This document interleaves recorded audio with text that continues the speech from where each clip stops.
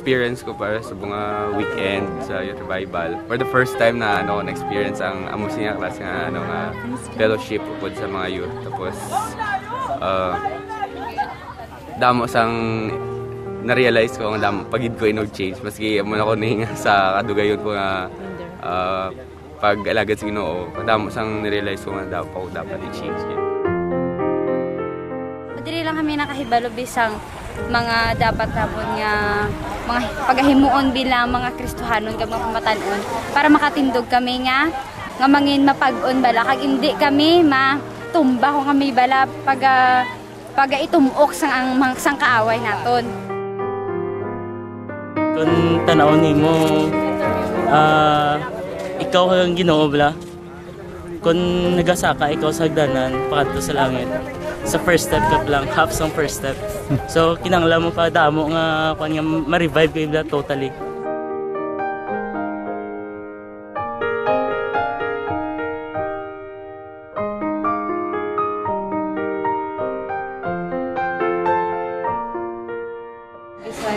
Tuod nag-aala kasi pero may kay siguro kulang pagid ko sa prayers kag sa pag sa iya sa pagtuo pagid sa iya mo na gan kay insakto gid man nga wala ka gid man happiness nga makita gid siya nga mahambal mo nga fulfill ka ra gid bala o kay ara ka sagwa bala tapos kung dira gali kung ara ka kay God makita mo gid. Nagapasalamat gid ako kay Lord sa din gintagaan niya ko chance nga naka-attend sini sa piyak sa mga kakulangan ko.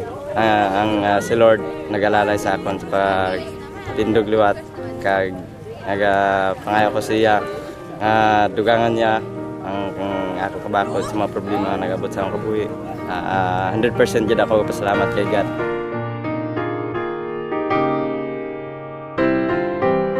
Through this youth revival, plenty of youth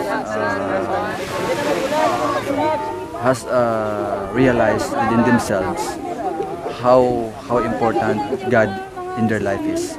Tapos the importance to put God as the center of one's life. And in everything you do, start with a prayer, end with a prayer. We pray that this group of young people will move on till Jesus comes. And this kind of program. That's all I can say.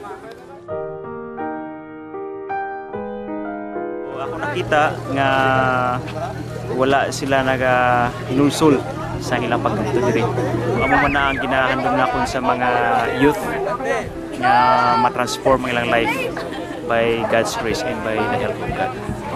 So I hope and I prayed nga sa ilang puli silang balay may bag-o na sila nga commitment sa ilang Ginoo. That's all and thank you very much.